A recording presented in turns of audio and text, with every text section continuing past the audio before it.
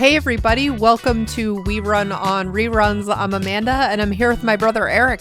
How's it going, everybody? We are here as we are actually getting a little bit closer to the end of season 6 of Friends here with episodes 19 and 20. This is the one with Joey's fridge and the one with Mac and C.H.E.E.S.E. Two very, I would say, Joey-centric episodes that we're going to see today. That's right.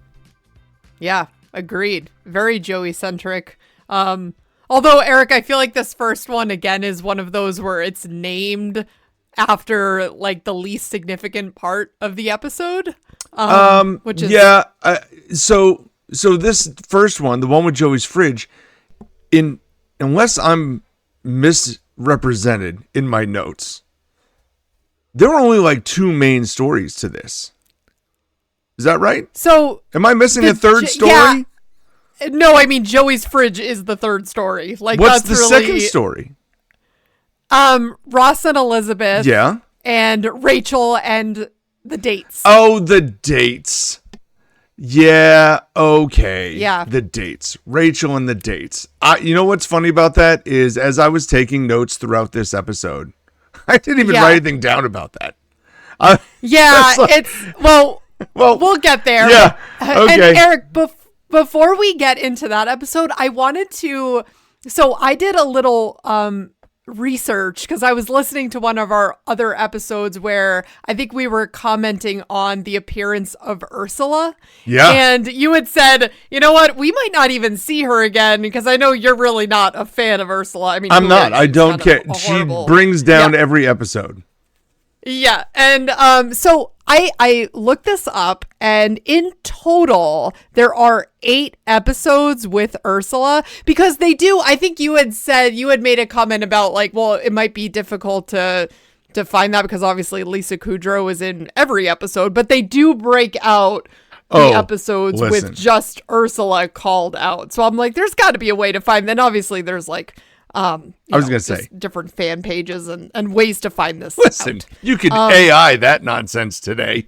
You know, ask Gemini how many episodes Ursula was in. It'll tell you. I have to say, trying to do deep dives with AI, it gives you bad information constantly. Yeah, oh my goodness. I've looked up which episode does this happen in, and it'll just like spit out some nonsense. I'm like, that's not true at all. AI. Like, this is not when this happens. It's good for a gloss over of something, but it is not good for. Listen, I try to tell my students this all the time. Like. Right. It's just not there yet. But at the same here's the funny thing. I try to tell the kids I have in class, I'm like, listen, my whole life I was told you have to know how to do math because you're never going to just be walking around with a calculator. Well, yeah, we were told that. I am absolutely walking around with a calculator in my pocket on my cell phone all the time. We heard that constantly. So am I very grateful though that I did learn how to do basic math? Of course. I mean, but this is why I would argue that now this is me getting on my educational high horse, right? But the skill that needs to be learned today, not just by the young people, but also adults, is how to research information, because AI is going to start creating things for you. And the teachers who say things like, don't use AI because it's bad, like, okay, but it's going to be the thing that we're using.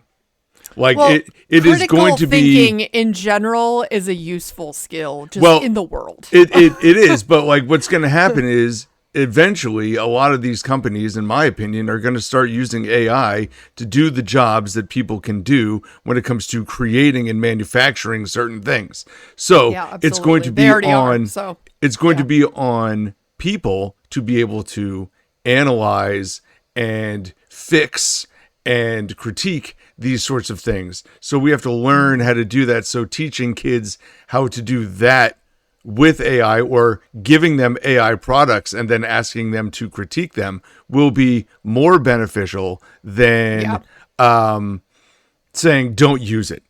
You know what I mean? Yeah. Yeah, it'll be asked, the AI tools will be task oriented, and then people will be left to the critical thinking and sorting out the That's a facts scary place from to the be fiction. because critical thinking is not a skill that a lot of people have picked up these days. Hone it. If you don't have it, get on that now. But all that to say, so I found there were 8 episodes with Ursula. Fact check this for me, people, if you're listening. But I found we've gone through 6 of them, and the ones that we have left are in season 7 and 8. So in season 7, there's the one where they all turn 30. And then in season 8, there is the one with the Halloween party, which is the one that stuck out to me in my mind, because that's where Ursula is dating that guy that then Phoebe ends up dating. Oh, and they do like the twin swapping thing situation. Yes, yeah, okay. Which is very weird. So 2 more weird Ursula episodes to come. So just wanted to mention that. I'm more okay with that one. I'll cop to this already. It's the like Phoebe at Ursula's doorway scenes. Like I always feel like that pulls away from the episode, and none of them are funny. None of them are really funny. If I'm recalling the one where they all turn 30, that's when Phoebe finds out that she actually already was 30. And she finds, because Ursula, But that's another Ursula's her at the like, doorway. that already happened. It's like, we already turned 30. She learns that she's older than she is, which is a very Phoebe storyline. So I appreciated that, though. It's like, oh. Yeah, I mean, it sets the story in motion. But, like... That's all. I don't know. Anyway, we move. Let's get on from this. Well, so where we let me just remind everyone where we left things off with Friends. We had Ross attempting to teach Rachel and Phoebe about the Japanese concept of unagi. Chandler and Monica were both forgetting to make each other Valentine's gifts. Joey was trying to join a twin study. We also had a fire at Phoebe and Rachel's, forcing them to move out of their apartment and in with Monica and Joey. And then also Ross dating a student, but it is a little bit more than frowned upon. So that's, and we're going to have, I looked this up as well, and there are a total of 7 episodes, while Ross is dating Elizabeth, although one of the episodes actually in this group coming up, the second one that we're going to be talking about, even though they're dating, that's like happening in the background, we don't actually see Elizabeth, and she's not featured in the episode at all. So there are 7. Yeah. So there's really, I think, 6 with her in it. Yeah. Well, that's one of those things where, it feels like Elizabeth is around for a lot longer than the episodes, script her out to be, but that's why. It's really like a quarter of this season. They could have done that with Kathy too. Like they sort of did that with Kathy with Chandler. They did. Oh yeah. Where like Kathy wasn't around. Like you saw her at the door at Central Perk once. Like it's she's around, but she's not really around.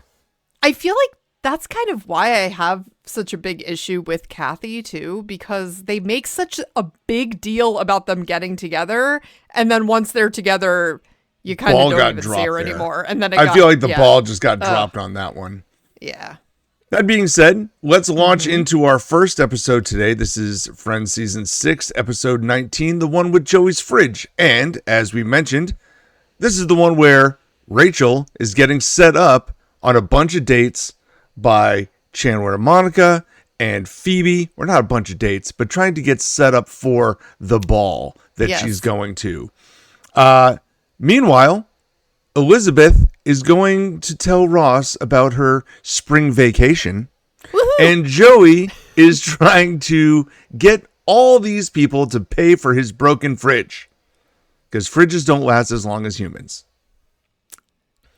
Yeah. My favorite moment with that is where Joey pushes Ross into the fridge. That's probably that is the best moment of that. Okay. So I'm going to start with Joey in the fridge here. Let's knock that one out. This is very weird for me from Joey. And I know, like I said, we're starting this season to really highlight like character traits of these people. that we want to make sure you know. It feels like we're 6 seasons in, but we're hammering home these things that we know about them. Like, hey, Joey's not that bright. And so Joey asks Rachel for the money because she's the current roommate who's lived there for about a week. And then he asks Chandler, even though he no longer lives there. And then he shoves Ross into the fridge and is asking for money. And then he asks Phoebe for money, but she's already, going to call it even for all the good thoughts that she sent out during his last auditions. Phoebe's response was the best. It was. Although I do like Ross opening the fridge and being like, that has been broke for a while. Yes, he pushes him into the fridge. Chandler's face is also hilarious in that scene. And he was about to break character, you could tell. They probably had to shoot that a few times. But he opens it up. That has been dead a while because it must smell rancid. Yeah. Well, if you don't know what a broken fridge smells like, it's unique. That being said, this feels very out of character even for Joey. And the funny thing is, Rachel comes up with the line at the beginning, like, well, thank God you're pretty. Right? Yeah. That's what she says to him. They use that a couple times with Joey. Yeah. But like Chandler also says it again. And on my version, because I'm watching on HBO Max, he didn't say it again. They like started playing the music over, but you could see his mouth move. And I know he said it again because they repeated that line throughout this episode, and they didn't on the like rewatch. About Joey being pretty? Yes. Oh, okay. Like that was like the thing that they all said about him. Well, Rachel says that in a different episode. She says that to him. Chandler like, oh, you're also so pretty. But Chandler doubles down on it, like, thank God you're pretty, and like walks out. That's because funny. I did not catch that. Yeah, and if you watch it, like at least on my version, I'm watching on HBO, you could see Chandler's mouth move and say the words, but they're playing the audio track to like transition to the next scene over it, which is kind of funny. It's just one of those like syndication, like where can we cut down on 10 seconds, I guess. Or not even 10, 2. Yeah. But if you chip 2 out of all these areas, it cuts it down. Yeah. So I noted that. I also just think like, I don't know, feels like it flies in the face of Joey's character arc. Like Joey's been saying to Chandler, I don't need money. And now he's here asking for $400 from everybody. It just, I don't like this episode. Exactly. For Joey. There were a couple things on this for me. That exact thing, because Joey made this huge deal about not wanting any charity, and now he's going around asking for money. Okay. And after Janine has left, he seems to be handling it on his own just fine. Yeah. So that's one of the things. But the other piece, which is massive to me, is if you're renting an apartment, your landlord is going to replace your fridge. Like this isn't a thing. You're not buying your own not your house appliances. Yeah. So this is just weird in that way as well. But I didn't even make that connection. I'm not going to lie to you. And I think it goes hand in hand with the idea that like his parents gave him this fridge. And so, which was also the weirdest comment. I'm like, Joey really brought the fridge? I don't remember that happening either. Because he moved in because it after. flies in the face. Well, it flies in the face of the storyline that we saw earlier where Joey was moving in and Chandler already had the fridge. That's what I'm saying. Right. Like he moved into Chandler's apartment. Where was Chandler's fridge then? He didn't have one? Yeah. This is weird. It doesn't. This storyline seems to. I'm not sure what the point of this is. Like, I don't know where this delivers anything. I don't know. It's also, it doesn't help Joey's character arc. It doesn't help any of the other characters. It's just like, hey, let's pretend that Joey's fridge is broken, and then Joey can ask everybody for money. But again. Phoebe's response, because first she says, oh, yeah, I'll help you buy a new fridge because it's going to be $400. And then she's like, well, you know what? But you still owe me $600 for sending out happy thoughts for your last 10 auditions. And he just actually rolls with this, doesn't question it at all, and is like, oh, I guess we'll just call it even then. What? Joey. This is, as I was talking about in the last episode, I just feel like they're pushing the stupidity of Joey just too far here. This is what I'm saying. I don't appreciate this. I don't know. I don't buy it. I kept waiting for this moment because I felt, well, not this specific one, but the season 6 as a whole, where I didn't know it was this season, but I'm like, there's somewhere along the lines where we really get told that these characters are this way. And it wasn't necessarily super relevant, I don't think, through some of the earlier episodes. Obviously, there are moments where Joey doesn't look very bright. Obviously, there are moments where Monica looks compulsive, but there are also so many like hammer home, we're going to make sure that you know these are the things this season that seem to be just outstanding. And this is Joey's. Well, yeah, because remember... And then also we get Monica's ultra competitive side coming out in this episode as well.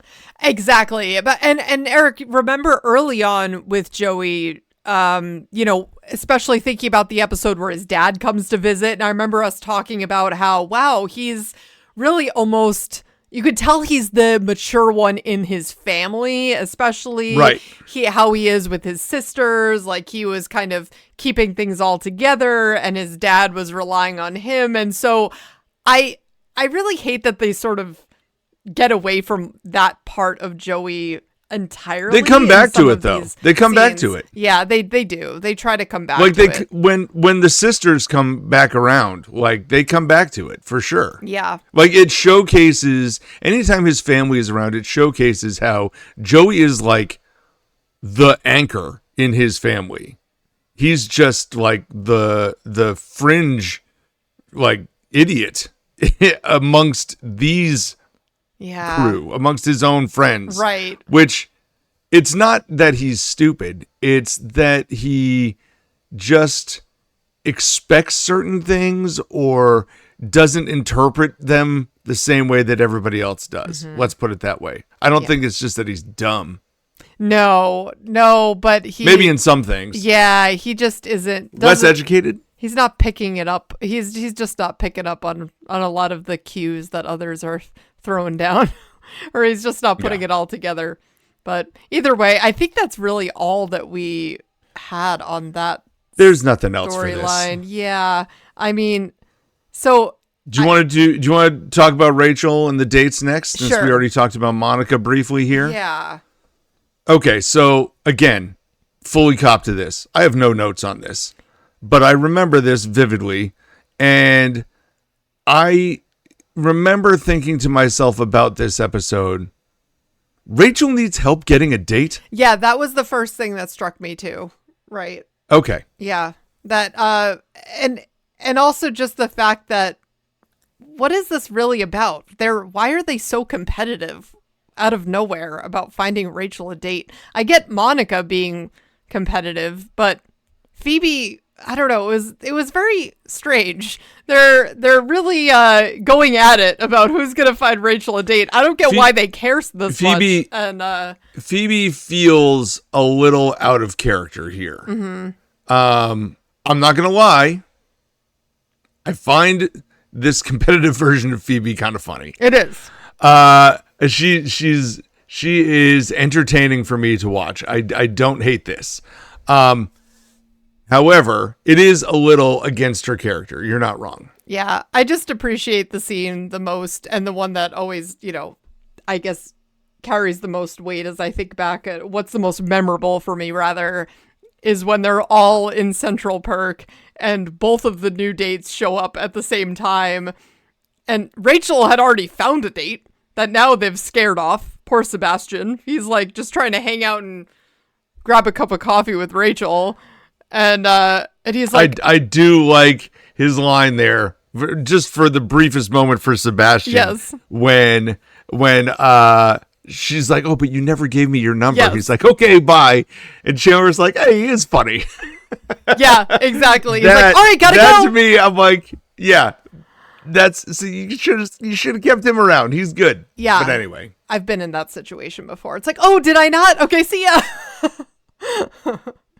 Yeah, it's that's not a good thing. That things have gone wrong for you, Rachel. And that's probably that's the closest to pure rejection, I think, that Rachel has ever gotten. Although, no, we do see that with Joshua as well. That was pretty much the same look of terror and fear.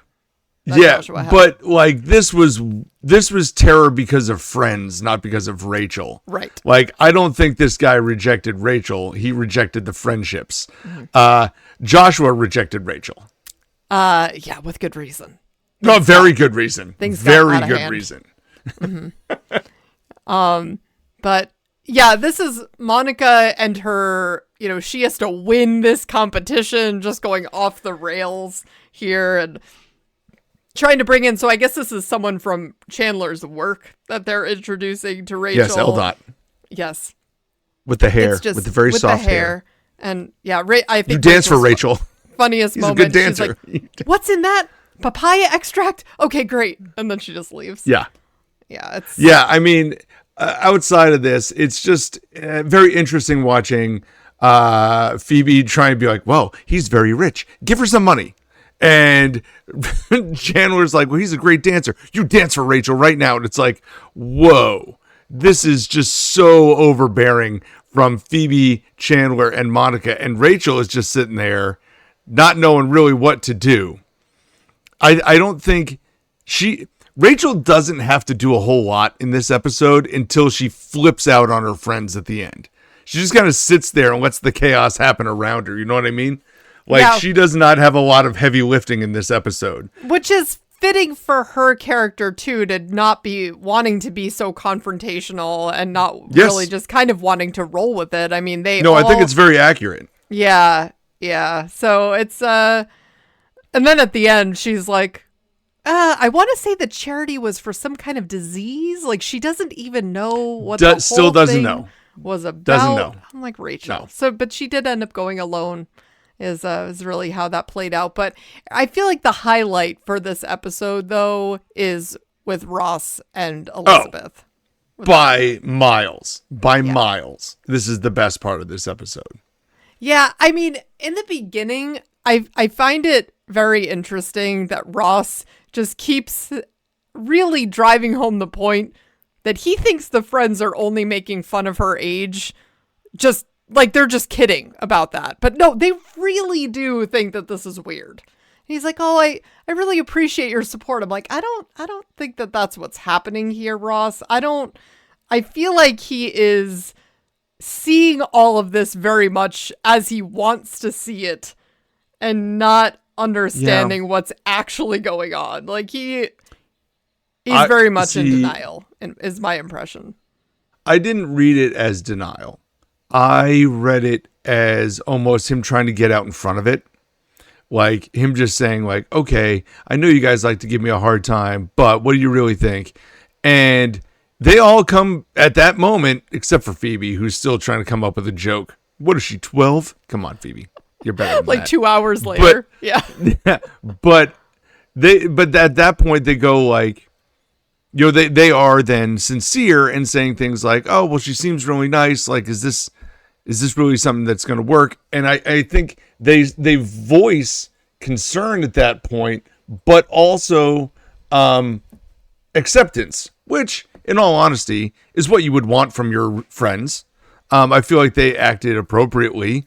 I don't think he's in denial about it so much as he's just, I don't know, doesn't want to take the jokes forever. So he kind of like opens the door. It's one of those things, like if you don't want to make fun of if you don't want people making fun of you for a thing, if you make fun of it first, it kills the idea that they want to make jokes because now it's no longer funny. You've already admitted that it's funny. So it stops it. And I feel like that's what Ross did.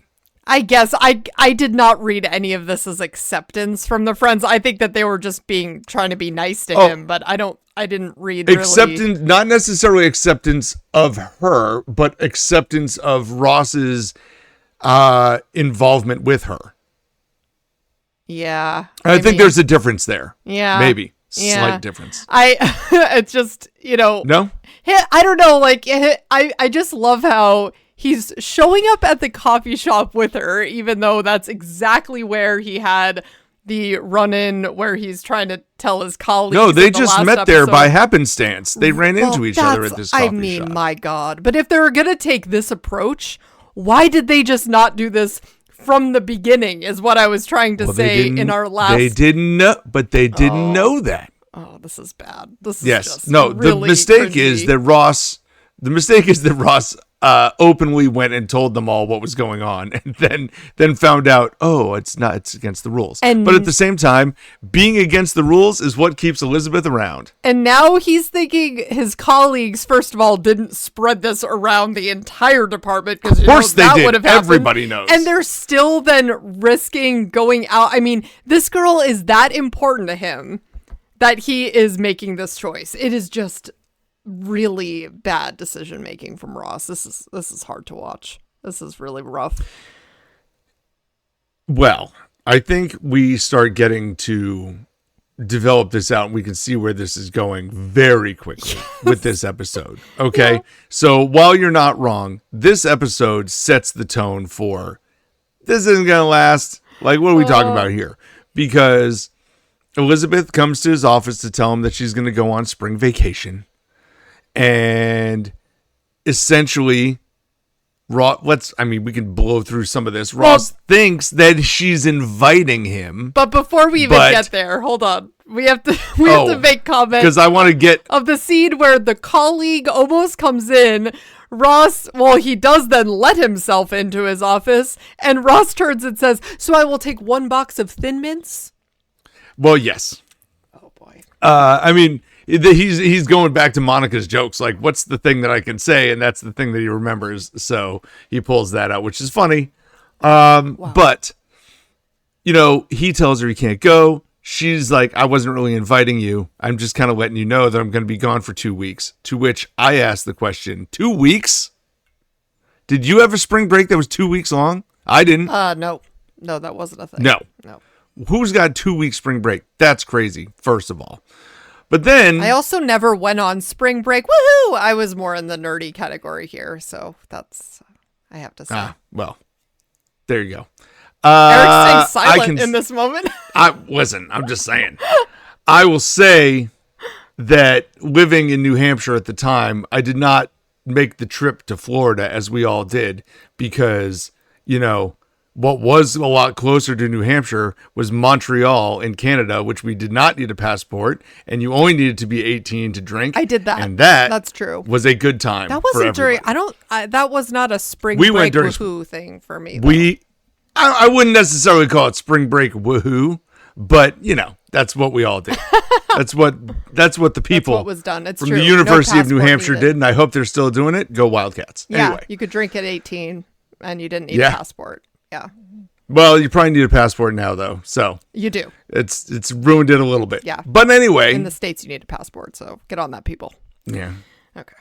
The thing is that I like the moment in the coffee shop where they've come back and now Ross is breaking the news to his friends. By the way, I guess it is spring break. Woohoo. It's not spring vacation.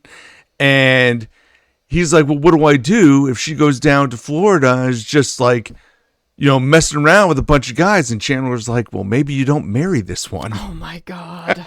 Oh my God. Which is such Brilliant great advice. And yet at the same time, you go, has Ross even considered that this might just be like a dating situation and not a long-term situation? I don't know that he has. Eric, that is what I'm trying to say, is that he's acting, he's risking his career for this girl, like this child. Like, I don't know. It's very weird. Like, how long has he been a professor? For like a month?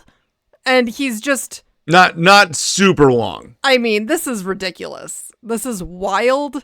Chandler even saying, "Oh, you could always distract her with a Barbie doll." Like, oh, this is Listen, all the the little jokes. jokes throughout this are great. all The the little jokes. jokes throughout this are great. Yeah. But I do think that line from Chandler being like, the maybe you don't marry this one is an impactful line because I think it speaks a lot to Ross's thought process. Well, And I don't think he's even considered that. that's similar to Rachel's line in an earlier episode where she said, "Oh, Ross is dating her. Does she have a wedding dress?" I mean, That's right. right. Well, and that's why Rachel was in a panic about her sister potentially dating Ross and being like, oh my God, I can't believe Ross is marrying my little sister. Yes, because this is a likely scenario. This is not outside of the realm of possibilities. We've seen Ross go on dates and not marry people. Like, specifically what's popping out to mind is the girl with the white teeth. Like, not her white teeth, his white teeth. She didn't marry him. The leather pants girl didn't marry him. You know, like, he's gone on plenty of dates that didn't work out. But I feel like those were one-off dates that ended immediately. And now that Elizabeth is hanging around for more than one date, and therefore that puts her in the category of potential bride. well, yeah, now that you're pointing it out, it's like, okay, so if they don't break it off with Ross, potentially he's gonna marry her. They have to break it off with Ross inside of before date 2.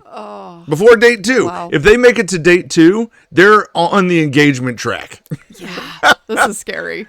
And Ross then getting very possessive out of nowhere about, you know, her bathing suit and what she's going to be doing when she's on the trip. It's like, what? Again, they are just dating here, and he is now going into full-on panic mode. But Eric, the scene at the end where she is just reassuring him, I'm just going to be relaxing with some friends. And then with my friends. And then 20 guys, oh, there they are. And then 20 guys come in and drag her away is hilarious. Oh my gosh. That is funny. Have fun, I will call say me. what I took most from that moment, and honestly is not the guys, I'm sitting there watching this scene again now for I don't even know how many times. And I know this group of guys is coming through, but all I can think of to myself at this point is, how many scenes does Ross have in an airport? Because it's a lot. It's a lot. Ross has a lot of scenes at an airport where he is either dropping someone off or picking someone up, and there's always some sort of chaos that goes down at the airport. Ross, I don't know why it's always him too, but Ross is at an airport with a girl often. Yes. The only non-Ross scene I can think of at an airport is with Chandler trying to go to Yemen. Well, that's not. That's the only the only airport. Yeah, that's scene the only airport that's scene not involving Ross. Yes, I think so. I'll have to think about that, but you might be right, because I thought you said the only Ross scene. My thought was I got plenty of Ross scenes that I can think of No, that are not at an airport. The only airport scene, non-Ross airport scene. Yes, I got you. Is the one with Chandler. I guess I'm going to Yemen. Let's see here. Yeah, because the other ones are Ross with Emily, Ross with Julie, and now this Ross with and Rachel Elizabeth. multiple times. Well, Ross with Emily and with Julie are both also with Rachel. No, the one with Emily does not have Rachel in it, though. Yes, one of them does. Rachel's getting on the honeymoon plane, for sure. And that's with True. Emily. They're not in the shot at the same time, but she is No, there. they're not. But then also at the end of the series, we've got another airport scene with Ross and Rachel and Phoebe. Yes. You know what? I'm going to be watching for this. I think you might be right. I can't think of a Joey airport scene. No. Nope. And I can't think, is there a Phoebe with the scientist guy? I don't think so. The only time we see Phoebe on the plane when they're all going to Vegas. That's different. But they're not in the airport. Yeah. They're all on a plane there. That's a little different. Mm-hmm. I don't know. But I'm telling you, Ross is at the airport a lot, it feels like. Yes. Yeah. Yes. That's all I meant. And by the way, what a nice flashback to MTV a bygone era. Oh, that was I forget what that good. show was called. Do you remember what that show was called? It was like, oh my gosh, it was on all the time. It was like, and it was spring break. It was just people having a dance party.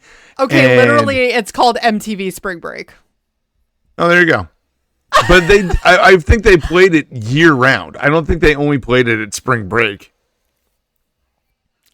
They had it, and it was just music playing and people dancing. The epic years of MTV Spring Break, no joke, 1986 to 2000. That's a little for crazy. 14 years. That's a little insane. But I will say, I saw that MTV is kind of like closing its doors. That came out recently. That happened. Yes. Yeah. And not like it's not quite what it is, but it is. It was something like the article I was reading is it's not like MTV, the channel, is going away, but the idea of them playing music or whatever is dead. And no longer music related. But they are still like producing other shows. So you'll see, this show, MTV Productions. Exactly. Yeah. Exactly. Like one that's in my mind now because I was watching one of the more recent seasons is Ink Master. Yeah. That one's at the end. It says like brought to you by MTV. Well, and so listen, shows like that, they're putting out reality shows. Kids today will have no concept of like channel awareness. It'll be like that was on Netflix, that was on Hulu, that was on whatever. Like they're gonna be tied to their streaming platforms. Yeah, I know. But MTV was my childhood. Yeah. And yours. Like everybody who grew up in our age group. Era. Older millennials, I'm gonna say. Because the millennials, listen, not to get on this high horse, but there's a divide between the millennials, and there should be. Yeah. When I first learned that we were even considered a millennial, I was That's confused. not right. Well, that's why there's like this I've through the very brief research I did, which is not accredited to anything other than the online people. Online people. There is what I like to consider a micro generation that we are both part of that is called the Xennials, like XENNIALS, which is like the blend of Gen X and millennials. And the description of that is what I feel like I belong to. So I subscribe to that Xennial generation. Because we remember life before the internet. I think that not is only remember, the biggest, well, that's the thing. Like we had a large not only remember it. Our entire childhood was oh my before God, the my internet. whole elementary school life was before it. I Yeah. did reports going to the library and using the card catalog. Dewey Decimal System That's to right. try and find books to get That's- information on. Right. These other younger millennials didn't do that. No. They just went on to like Britannica.com. Yeah.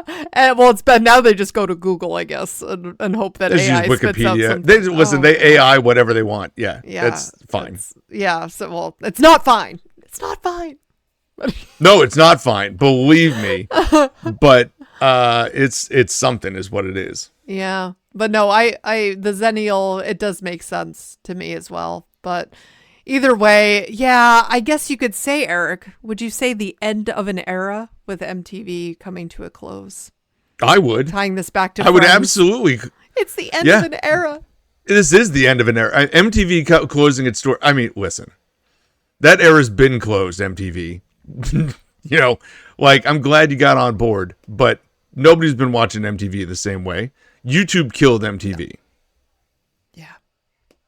And appropriately so. Video killed the radio star was their first song. I remember that came up earlier. And that was, I guess, the final song that they played as they closed their doors. Was it?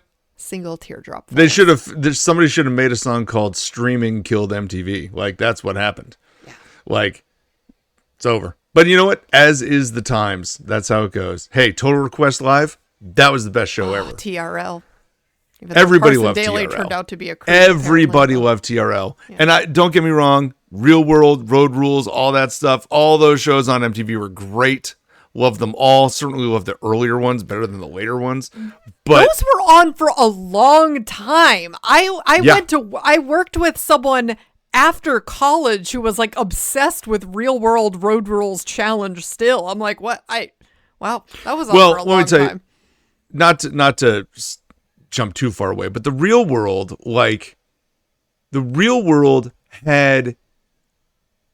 they had jobs.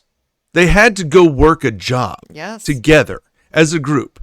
By like the 4th or 5th season of the Real World, they were like, just give them money. Let them do whatever they want. Like, it'll be way funnier that way. And so they no longer had like a thing to do. Yeah. And it was just chaos. And it's like, okay. And I kind of like got away from that at that point. Real World Hawaii, that's the one that killed it. Do you remember? They no longer they didn't do anything. I feel like, and that was a big episode. I watched it the whole way. It was funny, but that was the last one I truly remember watching. I feel like you and I watched Real World Seattle very seriously. Oh yeah, I remember that one being a big deal. Yeah. That was a big deal. The Seattle one was a big deal. Yeah. Hawaii was the last one that I feel like I watched, and I bet you they had a whole lot after that. But anyway, we move. Should we actually talk about Friends again? Yeah, let's do it.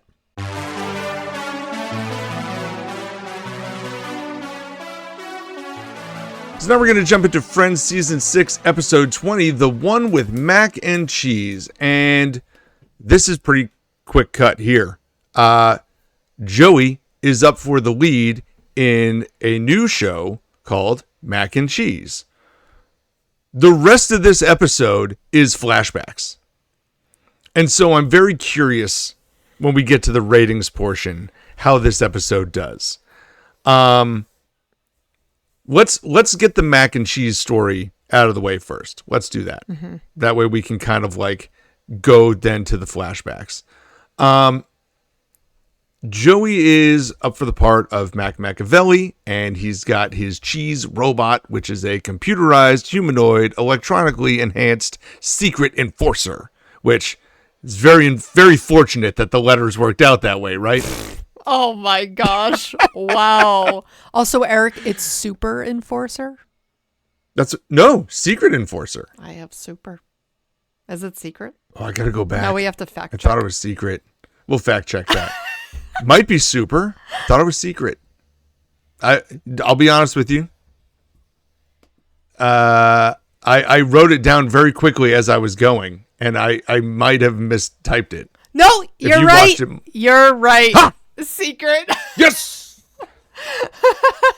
Okay. My bad. Sorry, guys. Man, I know everyone was just all over the place today. On the edge of their seats waiting for us to fact check that. Well, we need that. That's very important what the S stands for. I thought it was like a supercomputer, so Super Enforcer, but no, secret. It does make sense that it would be a super enforcer, but no, he was a secret enforcer. Mm-hmm. Anyway, here's the thing about this episode, because this episode really stems from Chandler getting a message missing about an audition time changing, failing to put it up on the board, Joey not getting the message, then losing the part, and then ultimately Chandler answers the phone again, puts the message up correctly, tries to find Joey, and Joey, surprisingly, saw the message, gets the part, we move. Okay? This is not exactly like a critical, like crazy storyline, but it is critical to Joey in the sense that it moves his character in an important direction. Yes. What I will say is, this is the episode that I go back to every single time to go, the friends didn't have cell phones. Because Chandler is leaving a message on an Etch-a-Sketch, basically, or whatever those things were called. Not an Etch-a-Sketch. It's like, it's like a tiny whiteboard, sort of, but you use the thing it's to not slide a whiteboard. It. Yeah, I'm like, behaves what in an the same awful way thing to write on. It is, Eric, okay, let me just say one thing here. Hold on. Okay. But he leaves a message and then runs all over New York City to every place that has sandwiches, according to Chandler. What? Like, we know they have cell phones. We've seen this now. I've never seen Joey with a a cell phone. No, we haven't seen Joey with a cell never phone, but we seen know cell phones are around. Chandler with a cell phone either. They're around, but I don't think that like these people do not have them. Like Ross has one, I think. Ross has got one. Other than Ross, I don't know if I've seen any of them with a cell phone. Actually, quickly too, before I don't want to fully get off track on this, but have you seen those AI reenactments, for lack of, I guess, a better way of putting that, where someone created these photos, what Friends would look like if the show was made today, and it's like all the scenes, but everyone looking down at a cell phone. It's actually pretty depressing. Oh, no, I have not seen that. That's funny, though. It is. It's funny and true. It's not and wrong. Sad. Yeah, it's like, wow. It's not wrong. Like all of these scenes, these popular scenes recreated, and they're all just looking down at a device. Like, yeah. Yeah. It's like somebody makes a joke and everybody looks up, huh? What? Yeah, exactly. Anyway, we moved but no, to the like really upsetting. You're right. Part to me though. Okay, so Chandler has made this major mistake of not leaving the full message the first time around, picking up Joey's phone at all, because he has an answering machine, which I love that bit. He's like, you thought it was a copier. You thought it was a copier. Had to show you how to use it. Oh, yeah, this is, but he picks up the phone again, and then when he is scrawling that message, I'm like, Chandler, is this the best you could do? It shows his handwriting on the back of this tiny, what I'll just call a whiteboard. And it is awful. It's what are those things called? Like, I remember them vividly. Like, you would write on it. There was like a magnet. You could make shapes on it, but it had that bottom piece that you could just slide back and forth. This thing, but if you knew that you already messed up giving someone the message the first time around, would you take another minute and maybe make sure it's legible? This is awful. This is bad. I was very upset with Chandler in this scene. But sort of, it's not, it is the worst thing to try and leave messages on. It's bad. Yeah. You would just think that if you had messed up the first time around, you would have taken a little bit more care. But outside of the main Mac storyline, Eric, I really appreciated one of the opening scenes in this episode where by the way, it's called a doodle maker. A doodle. Or a doodle board. A doodle board. Okay. And you slide the thing at the bottom over and then it erases and you slide the thing at the bottom back and forth to erase it. Yeah. I remember these things vividly, but again, worse that they were like little hexagons that you had to draw on. This is not for leaving messages. No. This is just the word. And all right, continue. So, I just need to throw that out there. It's upsetting. No. But it is upsetting. This is crazy. And if you already messed up the first time, just make sure you're doing it right. Either way, I love this moment where Joey comes into Central Perk and Ross and Chandler are just staring at a chessboard and Ross is saying it's your turn and Chandler goes, "Oh, are we playing this?" It's just a really random funny scene. That's funny. That was It is a little funny moment. Yeah. Because when were they ever playing chess at Central Park? But yeah, literally never. My thoughts on the message before we go too far. Also, if you're really trying to make sure, I would have called Joey's apartment. Yes, and left a message on the machine. So many things. Like, hey, listen, this is what I got, and like. Left it on the answering machine so when he walks in, he sees the message. Like, is Joey really walking in and turning around to see the doodle board and going, hey, this is what chicken scratch is this? I have a very important audition. I don't know. Well, that is why I really appreciated, which to me is really I mean, I did appreciate the chessboard and the other moments, and some of the flashbacks, okay, yeah, they're funny, but we've seen them all already. I really didn't need to have an entire episode devoted to flashbacks here. But to me, the funniest moment is just when Joey finally, they're at home and the phone rings. And of course, also, Chandler doesn't immediately say to him, hey, how did the audition go? What do you mean? I mean, what do you... At the very end, when he like actually... he doesn't know... He doesn't know that he went to the audition. He doesn't know we got the message. But they were like, at the very end, they were like playing foosball just at the apartment. And he picks up the phone again and he acts like, he says, you might say congratulations. I saw the board. I went to the audition. I got the part. Oh. He's like, well, no. You're flipping the scenes. Okay. Because Joey walks into the apartment and Chandler immediately is questioning him on, did you get the message? Okay. They're not walking away from the foosball table. That's a different moment. And then because as soon as Joey walks in, he's like, did you see the message on the board? Now, I've gone all over town. I've been looking all over. Okay, I'm mixing that up because I'm yes. Okay, all right. Because in my mind, I was thinking, why did he not immediately just like? Why were they just he casually did. playing foosball? Okay, that's when he had missed the message. Gotcha. I actually think two of the scenes that steal this show are the ones with Joey running lines with Phoebe and then running lines with Phoebe and Ross, where Phoebe is just overacting to the moon. And then like at one point he references some evil villain and Ross pops up. He's like, that would be a neat trick. The Nerf and he gun. like flips the gun Yeah. nozzle over. He's like, you don't have to shout, Ross. He's like, there was just an explosion. My character would have like an ear situation. And so Ross and Phoebe are just way over the top. And Joey's like, okay. Because Joey's like, I'm the actor Too here, much. people. And they're both trying to, Yeah. it's...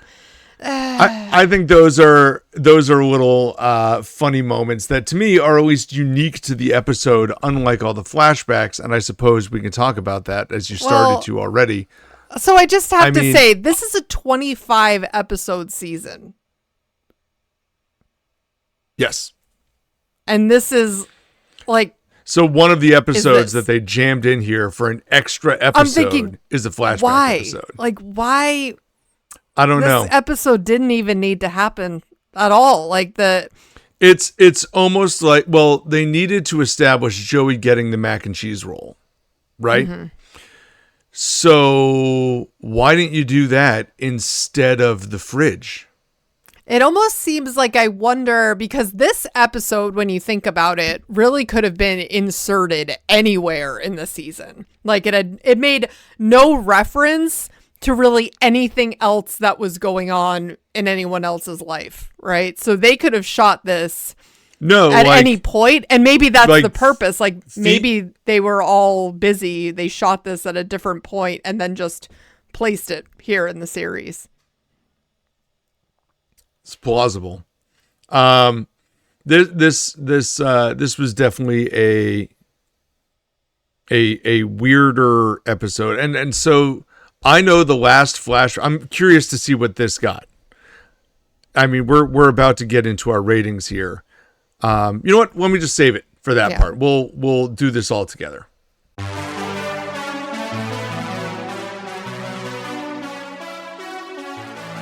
right, well, now we're going to jump into our IMDb rating segment of the podcast where we talk about our ratings and your ratings as we find them on IMDb. And we're going to talk about our favorite and least favorite characters from these episodes. I'm going to start with favorite character. Because I think I'm picking... I think I'm going against the grain a little bit here. And no, I know I'm going against the grain. Because there's no way you have the same favorite character as me. I can't imagine. Because this person was not nearly in a lot of scenes. They actually went against character type a little. But I still found all their scenes funny. And that to me is Phoebe. I'm going to take Phoebe. I think the easy answer here is Ross. Is that your favorite? Nope. No? Okay. Because of the whole Ross and Elizabeth story.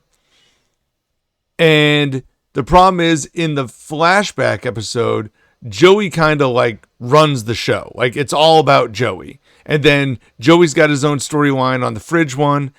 And Ross has got the funniest funniest sections with him and Elizabeth. But Phoebe, to me, the scenes that she's in, where she is competitively trying to get the date for Rachel, and she is trying to run lines with Joey, the scenes that she is actually in, I always find to be very funny. And so I'm giving her my favorite character this time. That's fair. That's fair. Yeah, I went with Joey. Because as we even said, I guess at the beginning of this podcast, these are just Joey centric episodes. They sure are. The scene where he pushes Ross into the fridge and tries to get him to pay for it is really funny. And I appreciated that. The only problem I have with Joey is that they just, I don't love Joey's character in the first one with the fridge. Yeah. I just thought it. But I understand why. I mean, I get it. Listen, it didn't really make sense for his character. But to me, out of the group, he was the funniest. And also his flashback scenes I found to be the funniest out of those. But I went with Monica as my least. Because she was just, I know that we're always walking that line with Monica being just hyper vigilant to then being just straight up pushy and a little bit annoying. And I found her to just be more annoying in that Rachel date bit. And also she really wasn't in the Mac and Cheese episode at all. No, the Mac and Cheese episode, Monica and Rachel had a scene trying to like console Chandler. Right. That's it. That's all they had. No, and I looked at both of them for that and almost thought about that. This was actually very difficult. I thought of both of them for that reason. It wasn't going to be Rachel because of the episode before. And I'm actually going to put Joey as my least favorite, just because I really don't know that I like how his character acts throughout this whole thing. I feel like, the way he is when, he's so mad at Chandler for delivering the message, which he should be. But then he comes back, he does the same thing. I don't know. Maybe he's not as bad as I'm making it out to be in my head. I found Chandler to be more annoying there. I almost went with Chandler as my least because I'm thinking again, Chandler with the message, come on. And then just because Monica's telling you we have to get to dinner, you then completely forget to leave a message for Joey. So dude, come on. So I did too. But you know what ends up happening is I go back to the previous episode and I wait with that one because that is the full episode that we get. And Chandler is funnier in that episode trying to push L. onto he smells Rachel. So good. And Joey is just throwing people into fridges. I don't know. Yeah. The safe answer, you're right, is Monica. Monica is probably the... Yeah, you know what? We're just... man. I've talked myself into it. I still don't like Joey's character, but you're right. Monica she just doesn't do much at all. I just like the flashback with Joey because, again, we get the "that's how they do pants" line. Well, okay, so we didn't really talk about the flashbacks at all while we talked about that episode. I'll just leave you with this. I like the fact that the flashbacks are to funnier moments with all of them. And I like the fact that there was a consistent storyline that did impact Joey's career. Okay? I did not like in the first flashback episode, which was the wedding invitation. That wedding invitation storyline was barely anything. And they spent the entire time just going back through Rachel's existence. Now, I will say, I looked back for that episode, and it got a 6.9 on IMDb.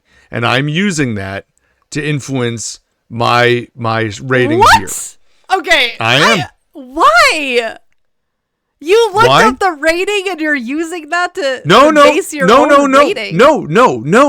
I don't. What? The rating on the episode we already saw. Not this one. Yeah, no, I'm not doing that. I'm calling. I know. No, listen. That would be a violation of the integrity of our rating system. I thought I was gonna have to drive to Ohio really quick. And No. I'm not. No, that's insanity. I looked at the previous one because I was like, the fans really crushed that one. Okay. They gave it a 6.9. That was the wedding invitation. That was from a while ago. Okay. All right. Sorry, guys. Okay. Yes, let's all breathe. But I did use that because it was the only other like straight up flashbacks episode that we had. Well, that's interesting, actually, because my rating is kind of similar along those lines. It's pretty bad. Yeah. Okay. This I think is the worst rated one ever for me for Friends. So. Well, there you go. I think this episode is better than that episode. If you said, "Hey, watch a flashback episode," I want to watch this one. Okay. So, as such, I am going to give Mac and Cheese a 7.5. Okay. It's still not a good Friends episode. Yeah. It's actually lower than Monana because that was a 7.6, and that I still think is the worst episode we've come across. But I will give this one a 7.5 because it's like a third of a Friends episode. Yeah, I like the other one better, and it's interesting that you brought up Monana. Because I actually feel like I liked Monana more. That's how I just did not like this episode at all. I felt like, again, this is a 25 episode season. You're giving me an extra episode, and this is it just felt pointless. I just did not. Listen. I don't hate that analysis. That is not bad. Like when you're saying, "Hey, you gave us one extra episode and it was a flashback." It's weird. That's crazy. It just is strange. I don't know. And yeah, So what do you put? I always like the flashbacks. But I really just didn't care for this. The whole even Mac and Cheese, like Joey in that role is awkward. I gave this one a 6.7 because I was actually thinking about the Monana, and I think if I'm not mistaken, that was like 7.6. So I feel like that was a 7.6. Yeah. And that, for a while, that was the lowest rated one. Yeah. So for me, this is definitely my lowest rated Friends episode. I really did not, while I like all the flashbacks, Eric, one thing, really quick before we move on to the other rating was, did you notice there was a flashback in the sequence of Chandler and Joey hugging? That was not a real, well, we've had the discussion about what a real flashback is. Well, to me, this would constitute as definitely, it's a flashback because we saw it happen. But it was a flashback to the ones that never actually happened. Oh yes, they flashed back to a multiverse episode. Yes. I thought that was funny. which was very interesting. Yeah. They're like showing all the times that Joey and Chandler hugged, and they flashed back to all these moments, but then they also flashed back to an alternate timeline, which was very interesting. I thought that was funny. I caught that. I'm like, oh, I wonder if Eric noticed. I did see that. Yes, for sure. And and also the end of this episode too. Do we do this too much? Like the two of them hugging? I'm like, guys, relax. I just felt like that was weird. I don't know. No, I just think, listen, that's just something that Joey and Chandler do. And it's just part of their... that's what I'm saying. Yeah, they hug a lot. So, for them to say, oh, is this too weird? Oh, yeah, we do this too much. Let's be macho guys and like not hug. I'm like, except they don't adjust. They keep going because that's what they do. So it's fine. So why did they? I don't know. I just didn't like this whole episode. So what do you give the one with Joey's fridge? Okay, the one with Joey's fridge I liked a lot more. I gave that one an 8.2. An 8.2. Okay. Interesting. But still, you would say lower end of the Friends episodes. Lower end of the 8s, but anything 8 or above is something I, definitely enjoy. But not as much as some of the others. I feel like overall, season 6 so far for me, the last 4 episodes, not my favorite, not hitting it the same way. Oh, I don't know. I think season 6 is pretty good. I mean, I gotta look back, but well, this one's not on the list. Okay, this one's not.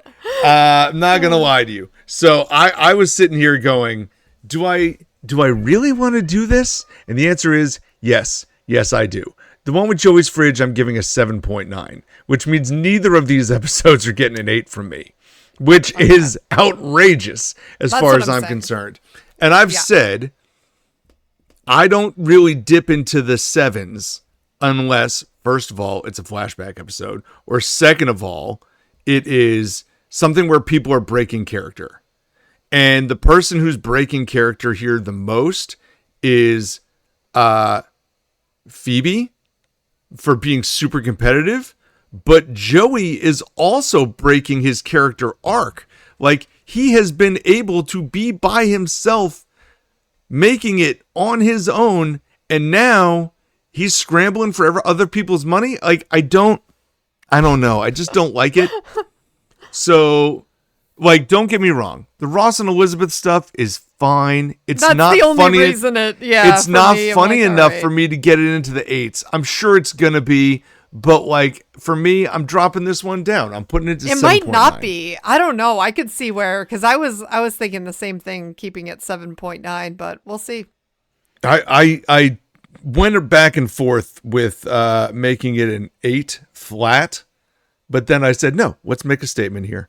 So where are we? Episode 19. Statement. Let's make a statement. Let's stand on this. Okay. So, without question, the one with Joey's Fridge is the higher rated episode. It is clocking in at an 8.1, which is exactly the same as the previous Elizabeth episode where Ross dates a student. Yeah. Not great for Friends. Yeah. For Friends. The one with Mac and Cheese, 7.1. So I agree. It's bad, right? Oh, these flashback episodes are getting crushed. I was surprised. I was surprised to find out that they are so close together. That's the first thing I think of when I see that rating, 7.1, because the other one was a 6.9. I thought this one was notably better. You had it as worse, so I suppose you're more in tune with the fans on this one. I mean, it just seemed to lift right out, right? When I'm looking back at the ratings for this season, I mean, we had the very high rated episode, the one where Ross got high, which we both gave a 10. I mean, that one is so funny. Thanksgiving episode killed it. Yeah, the Thanksgiving episode just crushed this season for sure. And we've had some high 8s in there as well, especially where this season got started on such a high note. Listen, I'm looking at this section.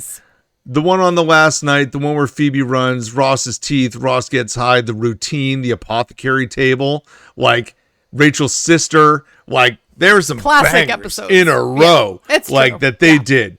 And now we've kind of fallen off here a little bit as we get to the middle towards the end. Now we'll see. Yeah. I know. Well, the Bruce Willis episode is coming up. We're picking this up here in a beat.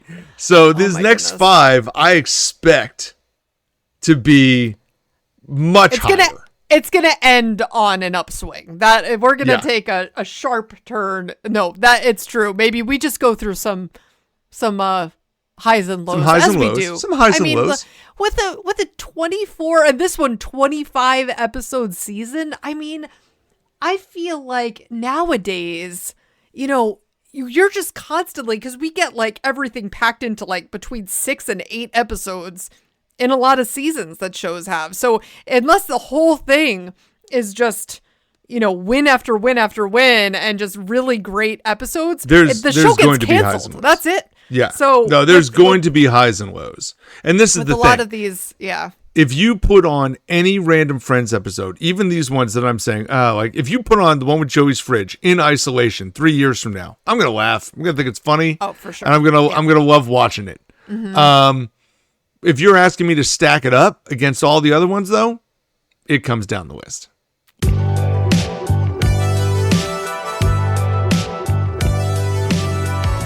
Well, thank you so much for listening to the We Run on Reruns podcast. Please follow our socials, our Instagram and our YouTube. Subscribe to us there. Follow us there. We've got other social media platforms out there as well. You can find us on, like, subscribe, comment, all those things. You've got something to say about the real world too. We're out here listening for it. Check out all our episodes in full on our website, werunonreruns.com, or you can find them on Spotify, on Apple Podcasts, or your other favorite podcast players. For Amanda, this is Eric. Enjoy watching Season 6, Episodes 21 and 22 this week, where Ross meets Elizabeth's dad and where Paul is the man. Happy rerunning, everybody. See you later, guys.